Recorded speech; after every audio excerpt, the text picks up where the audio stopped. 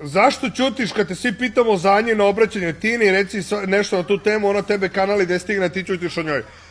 Ne brinite se ništa, neću danas da pričam o tome zato što danas malo ljudi gleda Buraz jer je subota, danas čilamo kocku, sutra ćemo mi, brate, se posvetimo toj temi. I na TikToku ću ja da izbacim na tu temu i na Instagramu sve, i na Instagramu sam se oglasio za njeno obraćanje, ali polako. Samo ću reći da zato što, eto, Anja, jel te kaže ljudi, ona je nastavila dalje,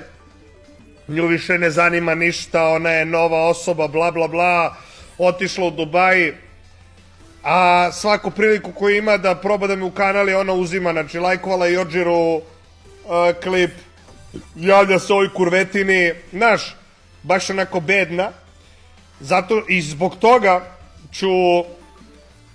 donao sam odluku da kažem celu istinu o njoj. Kad se završi giveaway ili na live-u za giveaway ću reći celu istinu o raskidu, što sam raskinuo, kakav je bio naš odnos, kakav dogovor smo imali u vezi. Ne, samo ne razumem, ja sam pokazivao milost iznova i iznova, nisam teo da ih se popišam po glavi i ona umesto da kaže hvala i da se pokrije ušima i da ode tamo u Dubai, da ih se usta, da mane se mene i svega ovdje,